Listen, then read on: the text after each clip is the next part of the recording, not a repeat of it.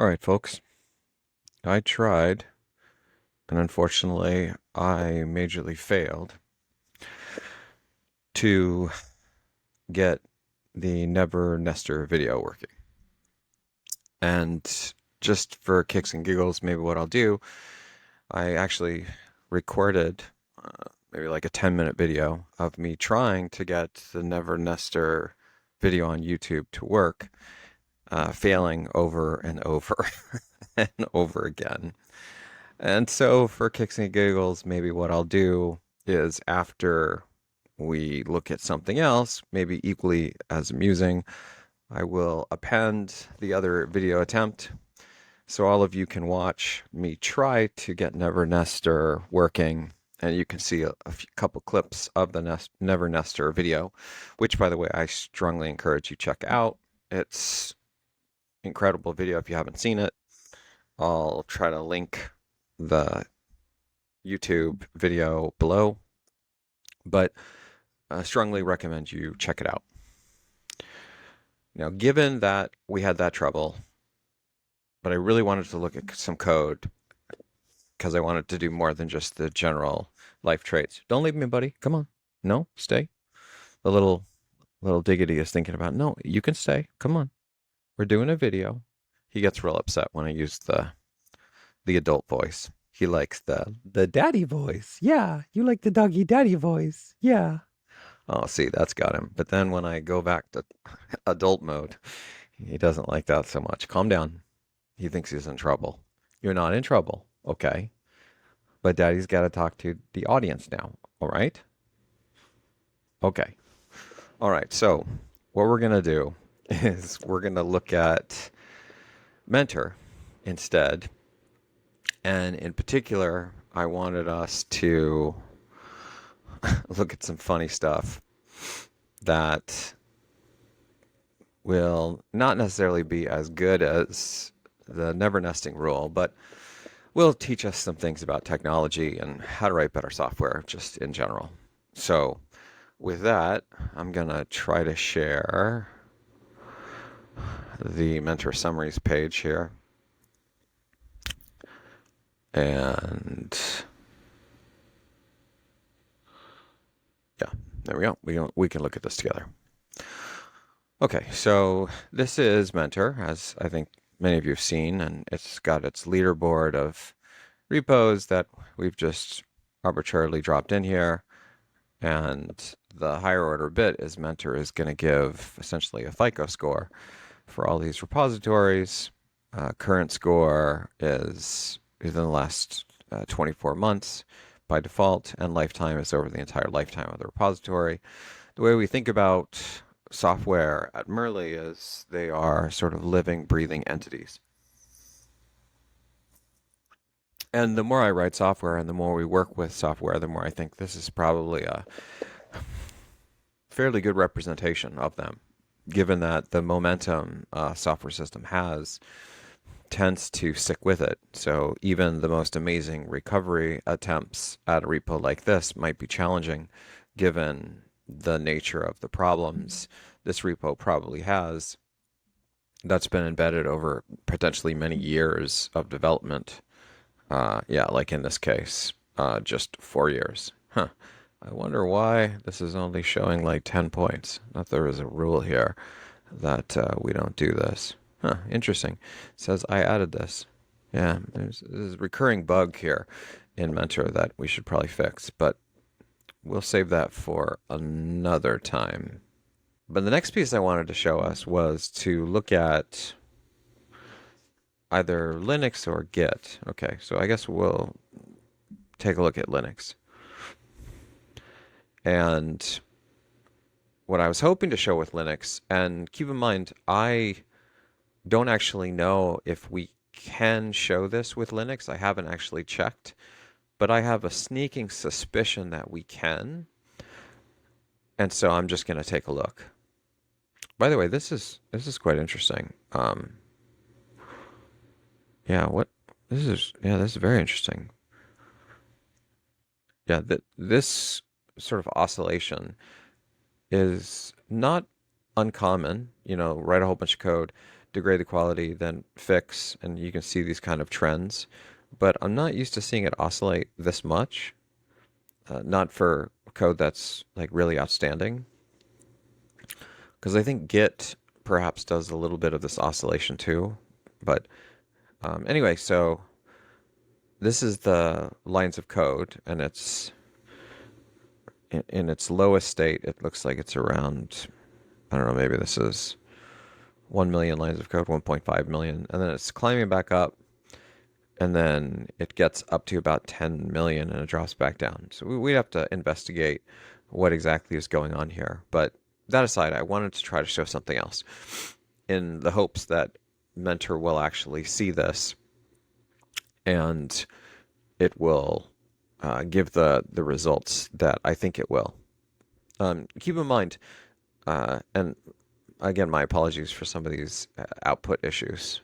The Linux kernel is pretty advanced, and they do some really, complex things. Like, we can take a look at this and see what this control expression is doing. My hope was, as this is loading, my hope was that Mentor would be able to show, here we go, things that I thought it would show for supporting never nesting. Because in the never nesting video, they talk about how even Linus Torvalds is a never nester. And I have a sneaking suspicion that's true-ish. And I haven't fact-checked this. And in fact, I think the author of the video didn't fact-check this either. So I thought we'd fact-check it together. But so here we have this function, this I8 to53 cascade ns to timer to div, whatever that is, function. And so it's going to do some stuff. And Mentor is not super thrilled with the complexity, I suspect, of this if expression. And I can understand that. It's also not super happy about this one. And I can see why it might want these things to be simpler. And over here, we can see what Mentor is going to explain to you about it, and then it's going to rewrite this in various ways that it thinks may make this slightly easier to understand, fix potential issues. It looks to me like it's mostly just trying to simplify the expression so it's more modularized in terms of like its own function. But that's not really the point of why I wanted to look at Linux. What I wanted to do is I wanted to find a piece of code that Mentor was complaining about, so something it thinks is maybe not the best code of Linux, and then to look at that example and try to demonstrate that even in Linux's potentially not greatest code, that there's effort to limit the amount of nesting that goes on. And the argument with the never nesting is that the more you nest, the more you have to hold in your head, and really good software systems don't nest too deeply. So for nesting, what we mean is anytime you have an open curly brace, you consider this a level of nesting. So when you're at the global scope like this would be no levels of nesting. And then as soon as you do this open curly brace, this is at nesting level 1.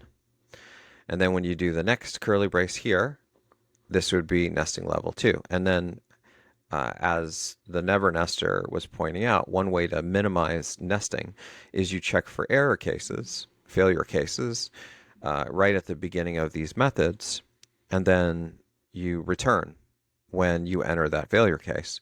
And then what happens is the good cases sort of get handled automatically in the later sections of that function or that method. But because the error cases have already exited, you don't need additional scope introduced to handle those. And in fact, this is a good example, is that what the author could have written was this. They could have written if this, then return, and then they could have said else. Otherwise, and then all of this was in a big else. But they didn't. And the reason why they didn't is they didn't need to, because the if will exit. And so then anything that doesn't exit here will just be part of the else. And so you don't need to say else. The else case is stated explicitly, which is fantastic. And now we've reduced the level of nesting in a very natural way. And on top of that, we've simplified the code by handling the error cases first. And in fact, I would argue that this is one of the more elegant ways to write software is to handle error cases for methods and behaviors at the beginning of these functions. And not only do I think that this is very helpful, as I've mentioned in a couple earlier podcasts, in terms of helping us walk through the bad cases first, which tend to be far more numerous than the single good case. On top of that, it creates a pattern of error checking at the beginning of the function, which then itself can be made a function that just checks for all the error cases. And then if that passes, then you're just left with the single good case. And so you could actually create this, it looks like, as its own function, which is something like if valid whatever. And then you could do all of this complexity inside of its own function. And if it doesn't pass, you would just return. Otherwise, it continues.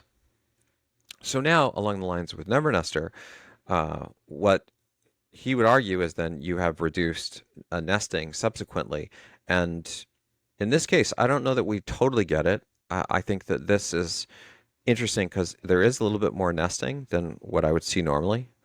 And just in the interest of being overly pedantic, pre-increment instead of post-increment, unless there's truthfully, I think, a need for post-increment. That's why many people argue the proper language is actually ++C, not C++. But I digress. So having this for here is adding another level of scope. And then we have another embedded for. This is, so we're at level 1. Now with this for, we're level 2. This for, we're level 3. And we get to this level, we're level 4, which is deeper than I tend to want to get with the nesting. Usually, I think even in the Never Nester video, I think he says 3 is usually as far as he'll allow the system to go. And I do think that this is a bit unusual, and I think if we looked at more code, like for example, this one, this is, I think, a really good example of this whole function. At a very quick glance, it stays at a single level of nesting.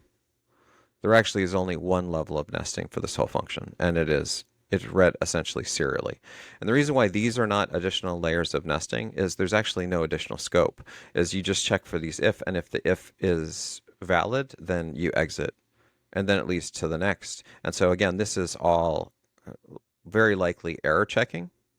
And then once all the error checking has been done, then you can perform the actual work, which is just a sequence of operations, and then you return whatever. So excellent. One level of nesting. Continue to go a little bit further. Similar thing. One level of nesting. Go further. And keep in mind, I hadn't looked at this code. I just have a sense for the Linux Foundation code, especially Linux and Git. I've noticed that they tend to be really good about following certain principles on keeping the code as simple as possible. And I do think that for large-scale software systems, especially those that are going to be critical systems, things like Linux or Git or the Mentor system or real-time systems, things like that, having the code be as simple as possible is likely going to help you quite a bit, because it will oftentimes help us spend significantly less time trying to understand the bug, and it will often make the defects that exist in the code far more obvious. And then we can see that as we continue to go down, again, this is all one level of nesting. We have another one. It's one level of nesting, one level of nesting, one level of nesting, one level of nesting, and so on and so forth. And the reason why I chose the case where Mentor found an issue is, again, it was my suspicion that these would be the best targets to find where Linux was probably in the case where the code was not as good as the other code, because Mentor is already going to find something in that code, which means Mentor's already complaining about it. So my suspicion was there'd be more examples of Linux's worst behavior in those cases. And it seems as though, at least for this file, that is somewhat true. Okay, so we have another function here. Let's look at this real quick. This has, so this is one level of nesting. Here's the second level, third level, fourth level. Okay, this does get to a fourth level. Again, I think that, I think having like a for with an if inside of it is probably okay. But then when you get to, yeah, when you have the for and an if, yeah, it's just a lot of stuff to keep in your head, because you basically have to remember that, okay, I'm iterating inside of a for loop. I'm now inside of this if statement. So this condition is true. And now, in addition to that, I'm looking for this. And so it's just a lot of, and keep in mind, each one of these are oftentimes different levels of abstraction. And again, pre-increment operator is your friend. There's really no reason to do, I don't know, I'm pedantic, but, yeah, this is just a lot to keep in your head, and it seems as though you could make this a function. And on top of that, if you follow sort of like Uncle Bob's views on clean code, which I tend to agree with, actually, oftentimes as you go into these additional layers, there are different layers of abstractions. And so making this a function will oftentimes make the mental energy to understand this code easier, because you won't have to shift gears. You won't be in first gear and then a second gear and third gear and then back to second gear and then back to first gear and this kind of thing. You just stay in first gear, right? Stay in first gear like we were seeing in the cases like this, where you I think it's really helpful to have functions where you literally just read it almost as if it's a serial sequence of instructions, just one right after another. And then it's a very simple tree, because the tree just goes straight down. It doesn't have tree branching this way, branching that way.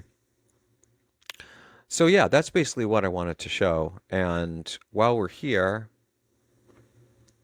I thought maybe I'd take us over to Git real quick. Git? Oh, I think somebody added this as slightly different. Git. Here we go. Hop over to Git and just take a quick look. Yeah, so as I was saying about the oscillation, we're seeing with Linux, it was oscillating quite a bit. This is what I mean, is like this, I think, is more reasonable oscillation. It's not having sort of the larger sine waves. And again, this is totally normal, this type of oscillation. Usually what this means, at least from what we've seen, is someone's introducing a new feature, they're building a lot of code, then they're fixing the code.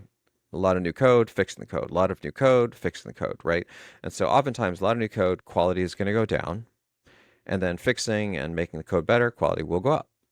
And so it's very common to have this back and forth. What you don't want to see, what you really don't want to see, is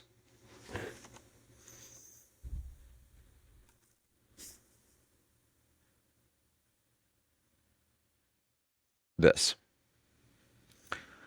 Oscillation, good. Just trending down, not so good.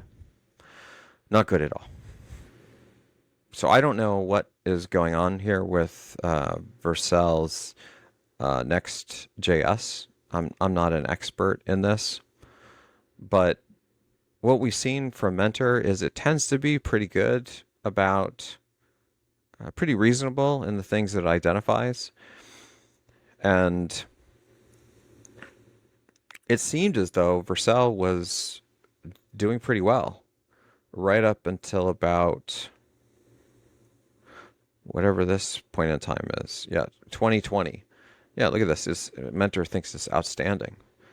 2020. And then we move forward. Okay, so it's still actually not that bad. This is April 2020. Okay, now it's heading on a downward trend, and it is continuing to. Yeah, it's like slowly getting worse, and again slowly getting worse. Okay, so now we're in 2022 September. It's out of the 700 range, which is not super great. Continues to decline. Now we're kind of in trouble here. By the time we get to what is this? May of 2023. Yeah. And notice too, this is 932 ish anomalies in the code that Mentor has found. And if you go back here to this point in time back in 2020, notice that Mentor had only found 4 issues. Now, admittedly, the code has grown quite a bit. But yeah, these types of growth things are also very. This is a bit unusual to see this sort of roller coaster type behavior with code growth. You know, if we go back to, let's pick one we haven't seen yet. Well, I guess I can just go this way. Let's go to Postgres. I can't even remember if Postgres does this, but I'm speculating that it will. Is that okay? Cool. Yeah, lucky guess. So this is sort of what you want to see with code growth. Is that the code is just going to gradually increase over time, steady cadence of the code growing, and you still have oscillation. This is oscillating probably in between the oscillation that we saw with Linux and Git, maybe less than Linux, but a little bit more than Git, but nothing unusual. And again, very common for the introduced features, fix stuff, features, fix stuff. But this is the kind of line of code growth you want to see. You want to see something like this, where it's just strong and steady. We're adding code, we're not doing massive drops. And so when you see something like what we were seeing, or we were looking at, was that Vercel? This, this is just strange. Like what's happening there, where it's literally 530,000 lines of code in September of 2023, and then by November, it's almost 1 million lines of code. Like, that is a pretty large jump. I mean, you essentially have almost doubled the code base. So up until this point, going from 0 lines of code to 500,000 lines of code took approximately, let's just say, 7 years. It took 7 years to go from 0 lines of code to 500,000 lines of code. Yet then, from November 2023, sorry, from September 2023 to November 2023, you jump, let's say, 450,000 lines of code. So almost 500,000 lines of code in 2 months versus what took you 7 years to do. That's probably not super great. I mean, and again, maybe they added a library, so I haven't looked at the details of this. It could be something as simple as that, but this should, I think, raise some questions, right? Maybe it's intentional, but when you see kind of like this up and down, it makes me wonder about the the deeper thought process of these sweeping changes. Because if these were really well thought out changes, you usually wouldn't see a large jump in code back down, right? You wouldn't see the code go from, in this case, 360, let's say 370,000 lines of code to 215,000 lines of code. You wouldn't see that drop of 50% of the code is gone. Again, from this is July, the end of July to September. The code drops by 50%. And of course, when you have these kinds of changes, these are sweeping changes, so the quality of the code is likely going to be impacted because, that's what are the ramifications of that? That's a lot of code that's changing really fast. And is it going to be really well buttoned up? Maybe, maybe not. So, anyway, this was great. I think I'd like to show some more stuff, but I think for today this probably covers all that we needed to cover. I'm glad that we got a chance to look at some of this stuff, and I'm going to attach the Never Nest attempt mostly as a gag reel at the end of this. So for those of you that are just interested in learning things, you can probably just stop now. But those of you that want to know how hard I tried to get the Never Nester stuff working, stick around, and I think you'll get a little giggle of me trying to get this work and failing. Uh, thanks, everybody.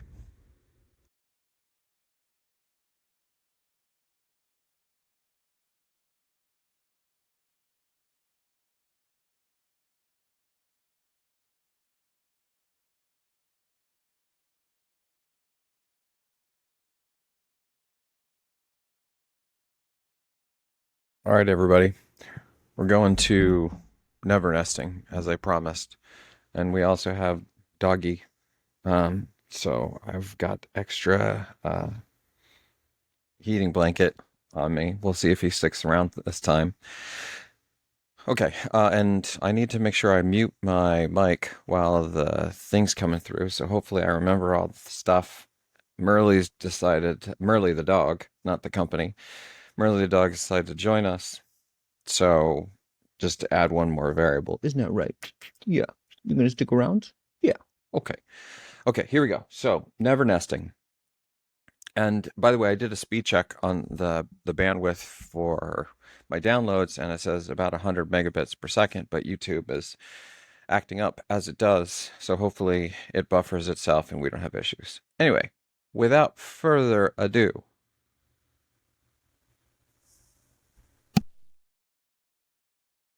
I have to admit, I'm a never nester.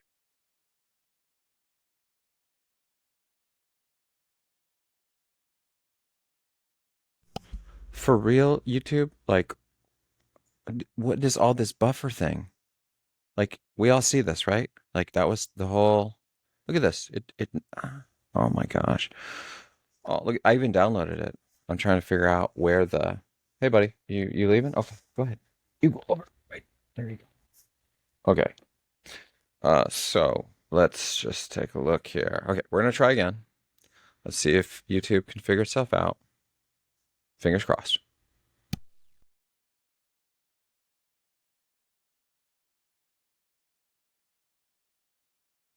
I have to admit, I'm a never nester.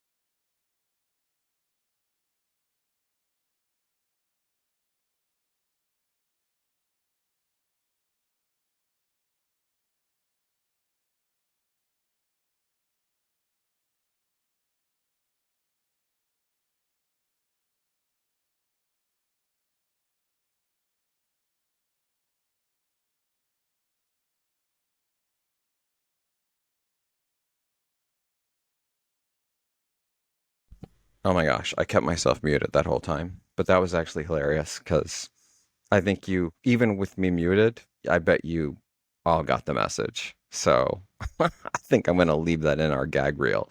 Okay, so it thinks at least it's buffered to 19 seconds. So let's see.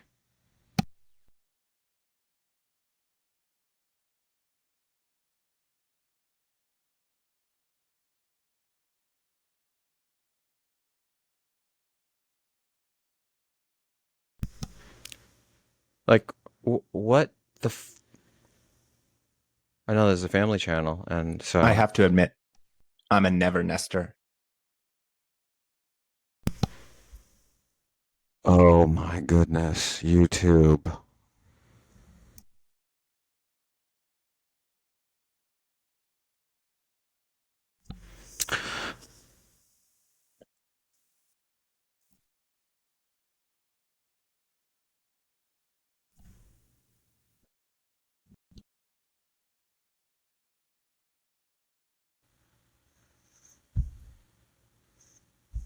Fingers crossed. I have to admit, I'm a never nester.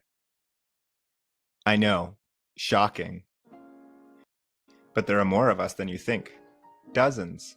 Even Linus Torvalds is one. I mean, I haven't asked him.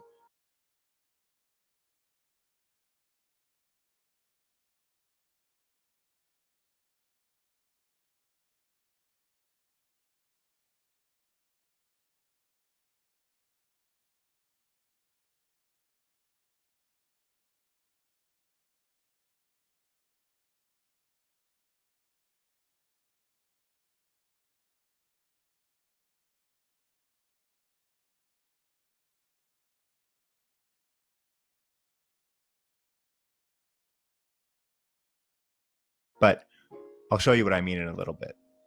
You might be wondering, well, what is a never nester? A never nester never nests their code. Okay, not never, but we do have a disgustometer which grows uncontrollably as the number of tabs go up. Nesting code is when you add more inner blocks to a function. We'll consider each open brace to be adding one more depth to the function. So this function is one deep because there's no inner blocks. And if we add an if statement, we've made it two deep. If we add a loop, we've now made this function 3 deep. And this, my fellow programmers, is the maximum a never nester can handle. A never nester doesn't dare to go 4 deep. Now, the perverse among you might wonder what 4 deep even looks like. And while it brings me great pain to do, I understand that I must show you for science. Here is 4 deep.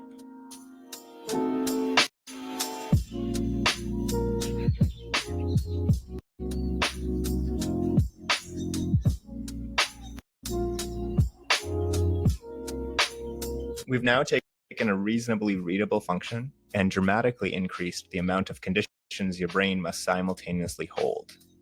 But what can we do about it? Well, there's 2 methods you can use to denest. Extraction. This is where you pull out part of the function into its own function. And inversion, which is simply flipping conditions and switching to an early return. Let's look at extraction first. We can extract the inner part of the loop into its own function. Now we can apply inversion. When you put the happy path of code within deeper and deeper blocks, it creates a lot of nesting. Instead, we'll invert the condition and put the unhappy first.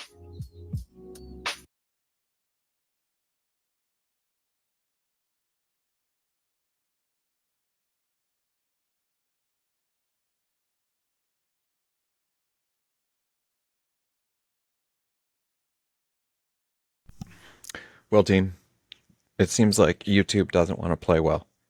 So we're going to